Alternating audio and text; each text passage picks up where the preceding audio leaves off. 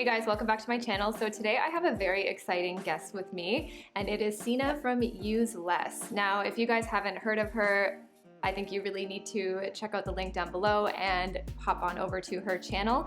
We've decided to do a little bit of a collaboration. So over on her channel, because Signe is the queen of capsule wardrobe, sustainable shopping, and minimalism, we did a Closet Confidential over on her channel. And today on my channel, we are going to dive deep into low-buy. So we're gonna talk about all things low-buy today with Signe from Use Less. And I'm so excited to dive into this. I said it before on her channel, I'm like really fangirling right now. I don't know what to say. Oh, likewise. So we had some questions about, I asked her some questions to see just kind of where she was at in her low buy, and then she also reached out to her audience and kind of looked at some questions that they were asking her. So we're gonna dive into all those types of questions. So first one, what are some positive things you've learned so far from doing a low buy? It probably sounds really cliche, but I think for me it's definitely like freedom. I feel like both mentally and financially, because it's not like I purchased a lot of things before. I was just kind of, you know, I'm gonna get back to that, but I was just kind of fed up with this whole discussion about like investing in things and like wardrobe staples, but you know, just so fed up with the fact that, you know, a lot of the times that the media mentions something like this, they're not really walking the talk. So I think I was just like, it was just an experiment that I felt like doing, and yeah, it's definitely been freeing in many ways, I would say. Yeah, and then I think I've also been really, you know, the way that my community has taken on the challenge as well, and like it's just amazing to see that we're so many people in this movement now, that, you know, we're so many people who are just like fed up with all this excess stuff, I guess. Just the pressure to always have something new or want something new, just to be on the hunt all the time. Yeah, exactly. Freedom, yes, I can definitely say that is very, very similar for me. And for me also, like, I'm still in massive student debt, and that's what spawned my initial low buy challenge. That's why I wanted to do it, but it's because I was coupling shopping and acquiring things and being in that sort of vortex of always wanting and always shopping and always needing the next essential. Like for me, I really got to know myself. Yeah, it's just getting me to like have a better relationship with myself, which I didn't have before. So I mean, low buy can be a very positive thing to do, but it's very difficult. So have you experienced any negatives working through it? Yeah, I think mostly learning to distinguish between a no buy and a low buy, because obviously there's a huge difference, and I don't necessarily think that the solution to like all of our problems is to go on complete no buy. Like that can definitely be a learning experience for some people, but for me, like, just pursuing the low buy was sort of like the better option for me. It would be a lie to say that it's always super easy to leave something behind that has been lingering in your mind, or something that you've been so like focused on, like getting into your wardrobe, or you know, to leave that behind. It would be a lie to say that that's easy every time, but I guess that's definitely part of the learning curve. So in a way that's, you know, it's only positive, but it's definitely hard sometimes, I think, especially if you've had a high consumption before you started, and you sort of need to learn to control yourself and like your way of shopping. So yeah, that's definitely been like on a more, I wouldn't say negative side of things, because again, you know, it's a learning curve, and you know, everything you learn through this is very positive, but it's definitely been hard. So I did low buy since 2019, so this is my second year of kind of embracing it. To me, at this point, it feels more like a lifestyle as opposed to a challenge. But one of the biggest negative things, that like how you say, distinguishing between the no buy and the low buy, and even though many of us announce that we're on a low buy, I still hear like, oh, I bought this, I screwed this up. So like distinguishing that fine line, like you say, and just grappling with that feeling of guilt. I feel like there is a pressure to be perfect in your low buy and call it a no buy, and then when you buy something, it feels like a failure. I think the whole point of low buy is not to completely cut yourself off, as you say. It's just to be more intentional about your purchases, maybe waiting and just giving yourself some space to think about what you're about to do next if you do have your eye on something. Yeah, I definitely relate to that. And also just like in the whole sustainability movement, which, you know, when you do minimalist or talk about minimalism or low buy or, you know, it's kind of like always spurs on the conversation about sustainability, because like less consumption is often also something you link to sustainability. And I think that especially this year, I've definitely also felt the pressure of this whole movement, the whole community, sustainability in general brings with it.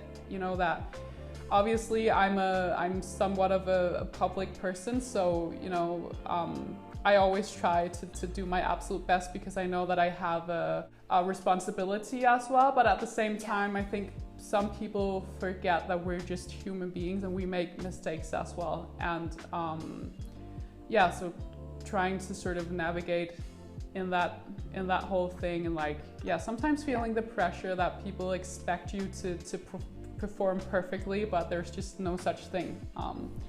But again, you know, that's something that can feel kind of negative when you're in the middle of it, but it always spurs on something positive in the end, I think, because you learn so much along the way. For sure. It's a very imperfect journey, but that's where the value is. So kind of going into that, like tying into that feeling of, I guess, guilt and that fine line between no buy and low buy, do you ever feel like you have to justify any of the purchases that you make, either to yourself or to your community? You know, to some extent, I do feel like I need to justify it to my audience, again, because I'm somewhat of a public person and I'm trying to share this very open and very honest journey. But at the same time, I feel like the one that I need to justify things for the most is myself. And, you know, ever since, it was even way before I started the low buy challenge by the start of this year, you know, I've been trying to do less consumption for like 5 years or something when I first started getting into minimalism. So I've sort of developed this way of thinking whenever I want to add something to my wardrobe. So it's really like a set of questions that I ask myself before I buy something, and I've tried to sort of practice that so much that it's just deeply rooted within me now. So I feel like I'm definitely the one that I have to justify the purchases for the most. And again, I'm very careful with things such as duplicates and like buying things that I might already have of some sort in my wardrobe.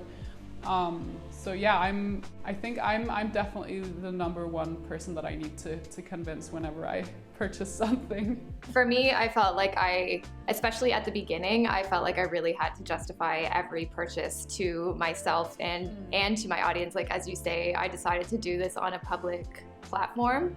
I feel like at the beginning, especially, I put this artificial pressure on myself to be exemplary in what it means to have a perfect low buy or no buy. And I kept confusing what the line was between those things. Those questions that you ask yourself or the questions that I ask myself, like our low buy questions, those are meant to be our guides to make us okay with the decision and to make a decision that's as intentional as possible. Nowadays, I don't feel like I need to justify it as much, just because I feel like I'm more comfortable with myself and more comfortable with going through the process of acquiring something new, and also just like deciding if I really need it or not. And if I do decide to buy it, then like not beat myself up over it, because that's not what it's meant to be. Yeah. So it's about finding that fine line, because sometimes, you know, something also has to be a challenge in order for you to actually learn something from it. So, but at the same time, you don't want to burn completely out because of it. So there are a few questions from Signe's community that we're going to answer now. So one was, how do you manage to control impulse shopping? This is something that I've been practicing a lot as well, since I've tried to like give up impulse shopping and like unintentional shopping for so long. So for me, I would definitely say playing more with my wardrobe. I actually had an interesting conversation with someone, because I've been doing sort of like personal styling sessions recently. And I went to visit this woman who felt like she always like found herself on the couch and then like shopped a lot of things that she saw on Instagram or wherever. And then when she received it, she realized that she had like 3 or 4 duplicates of that item already in her wardrobe. So I would say definitely get up from the sofa and then get in front of your wardrobe. Like, instead of spending time on the sofa scrolling through like different web shops and tempting yourself, I feel like it's a really proactive way of dealing with it is to get in front of your own wardrobe and then just basically see what you can recreate, like if it's inspiration you find online, or if there's something you're tempted by, go and have a look if you have something already that can sort of do that thing for you. So that's definitely like how I actively try to keep myself from impulse shopping. And often I find that, you know what, a lot of the things that I have already will do anyway. So totally, I agree. I think for me too, that has really helped, like even like making the styling videos and just spending time in your wardrobe, or even putting away laundry. That's when I kind of remind myself of what I have, and it's like, oh yeah, that's cute, that will work. And then for me also, like when you're scrolling on the couch or when you're seeing that thing that has sparked your interest, I think it's just like taking a second to check in with yourself and just ask yourself, are you bored? Are you stressed? Are you comparing yourself? Like why is it that you're wanting these things? Because there's always a why behind everything. Yeah, so dig a little bit deeper, like emotionally. Getting up and taking that action and physically seeing what's in front of you, you really see how much more you have than you think. Yeah, and some really like basic styling tips that I also teach like my clients when I'm out like doing wardrobe sessions is like something really simple you can do is take an item that you're not really wearing and then again actively try to challenge yourself to style that in 3 new outfits. Like maybe 1 outfit that you would normally go for and then 2 other outfits that you've never put together before. It's also really like a hands-on way of working around some of the items that you have in your wardrobe and then rediscover new outfits within your wardrobe. I can't wait to take your style course. I'm very excited to launch it. I hope I won't let you down. So I think we'll do one more question. So how do you stay feeling content with what you have and sustain the willpower to not buy? Yeah, I think we both read the book by Mark Manson, The Subtle Art of Not Giving a And I would say, you know, I've read the book twice now and I'm so close to like almost, you know, telling people whoever wants to take my style course to read the book first. Nice. to really understand what it means to let go of certain things in life. And at some point in the book, he talks a lot about commitment, and I feel like living more, you know, out of intention, and you know, also when it comes to consumption and low buys and living more sustainably, I think that it all starts with commitment and like the willpower to actually commit to the things you have in your life. So now we're talking things in your wardrobe, like really commit to whatever you buy and not be on that constant hunt for the next perfect like replacement or whatever it might be, because the perfect replacement might not even be out there. You might, you know, be on a hunt for the rest of your life. And so I think that commitment and the willpower to commit to whatever you have in your wardrobe is definitely a way to work around it. And it's a lot easier said than done, but just thinking about that whole thing is definitely very, very valuable, I think. I love that. I actually have never thought about that, because I think too is like, if you think about pieces that you decide to bring into your wardrobe, if they're really brought in with intention, I think at the time that you decide to buy it, to you, that is the perfect thing. Like you've decided that this is the thing that I've been looking for, and I am willing to bring it into my space and give it space in my home and use it. That to me just means like, committing to your item and giving it the use that you wanted it to have. Damn, I never thought about that.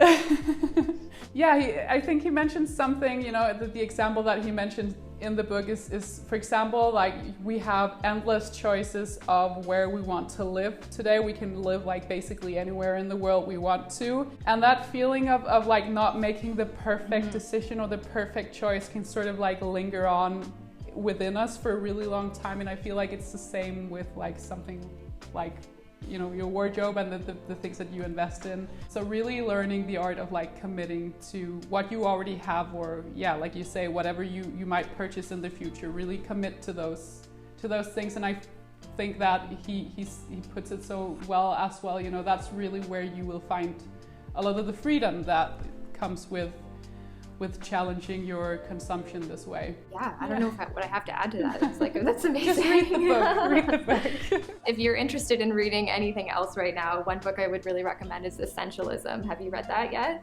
No, I haven't. For me, it really helps kind of determine like if I really want this new thing. It really helps within my shopping kind of impulses and behaviors, but also like I think you as a, you know, entrepreneurial creative, things like that, it just really like just helps streamline what is important to you. I'll put that on my list. Yeah, random book recommendation. All right, well, thank you so much for taking the time to be with me on my channel. Thank you for having me. It was nice to be here and hang out with you. I never thought when I watched your very first Steal Your Style video that I would be like on the phone with you right now.